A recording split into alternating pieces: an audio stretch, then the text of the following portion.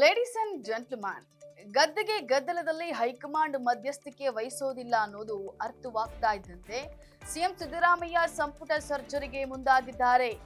ಈ ಮೂಲಕ ಸಿದ್ದರಾಮಯ್ಯ ತಮ್ಮ ನಾಯಕತ್ವ ಗಟ್ಟಿಗೊಳಿಸಿಕೊಳ್ಳಲು ಕಸರತ್ತನ್ನ ನಡೆಸ್ತಾ ಇದ್ದಾರೆ.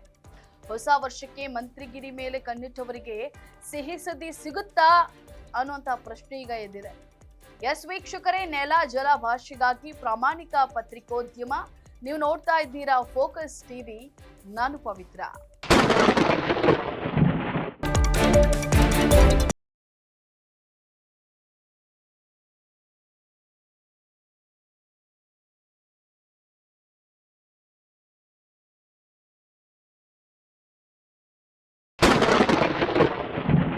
ಕುರ್ಚಿ ಕದನ ಮುಕ್ತಾಯಗೊಳ್ಳುವ ಮುನ್ನವೇ ಸೈಲೆಂಟ್ ಆಗಿ ಸಿಎಂ ಸಿದ್ದರಾಮಯ್ಯನವರು ಸಂಪುಟ ಸರ್ಜರಿಗೆ ಮುಂದಾಗಿದ್ದಾರೆ.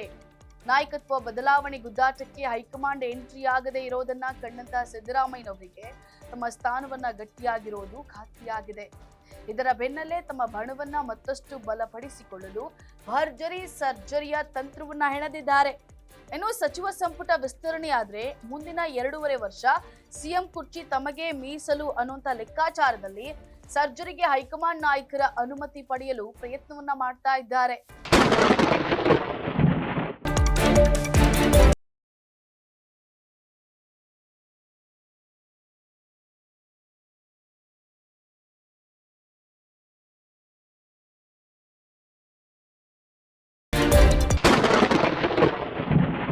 ಇನ್ನು ಶನಿವಾರ ದೆಹಲಿಯಲ್ಲಿ ನಡೆದಂತಹ ಕಾಂಗ್ರೆಸ್ ಕಾರ್ಯಕಾರಿ ಸಮಿತಿ ಸಭೆ ಸಂದರ್ಭದಲ್ಲೇ ರಾಹುಲ್ ಗಾಂಧಿ ಅವರನ್ನ ಭೇಟಿ ಮಾಡಿ ಈ ವಿಚಾರ ಪ್ರಸ್ತಾಪಿಸಲು ಸಿದ್ದರಾಮಯ್ಯ ಅವರಿಗೆ ಸಾಧ್ಯವಾಗಿಲ್ಲ.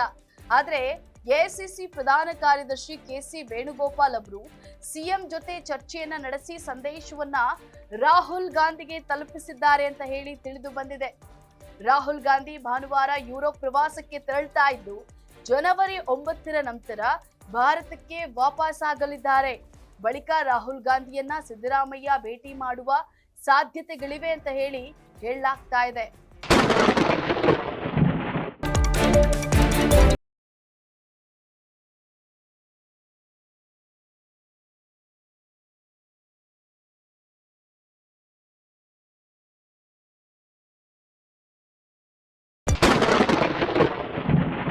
ಇನ್ನು ರಾಜ್ಯ ಸಚಿವ ಸಂಪುಟ ಪುನರ್ರಚನೆ ಕುರಿತು ಲೋಕಸಭಾ ಪ್ರತಿಪಕ್ಷ ನಾಯಕ ರಾಹುಲ್ ಗಾಂಧಿ ಜೊತೆಗೆ ಚರ್ಚಿಸೋಕೆ ಸಿದ್ದರಾಮಯ್ಯ ಜನವರಿಯಲ್ಲಿ ಭೇಟಿಯಾಗುವಂತ ಸಾಧ್ಯತೆ ಇದೆ. ಈ ಸಂದರ್ಭದಲ್ಲಿ ಸಿದ್ದರಾಮಯ್ಯ ಸಚಿವ ಸಂಪುಟ ಪುನರ್ರಚನೆಗೆ ಮತ್ತೊಂದು ಸುತ್ತಿನ ಕಸರತ್ತನ್ನ ಆರಂಭಿಸಲಿದ್ದಾರೆ. ಸಿದ್ದರಾಮಯ್ಯ ಅವರು ತಮ್ಮದೇ ಆದಂತಹ ದಾಳುವನ್ನ ಉರುಳಿಸಿದ್ದಾರೆ. ಒಂದು ವೇಳೆ ಸಿದ್ದರಾಮಯ್ಯ ಅವರ ಒತ್ತಡಕ್ಕೆ ಹೈಕಮಾಂಡ್ ಮಣಿಯದಿದ್ರೆ ಸಂಕ್ರಾಂತಿಯ ವೇಳೆಗೆ ಕೆಪಿಸಿಸಿ ಅಧ್ಯಕ್ಷರ ಬದಲಾವಣೆ ಹಾಗೂ ಸಚಿವ ಸಂಪುಟ ಪುನರ್ರಚನೆ ಆಗುವಂತಹ ವಿಶ್ವಾಸದಲ್ಲಿದ್ದಾರೆ.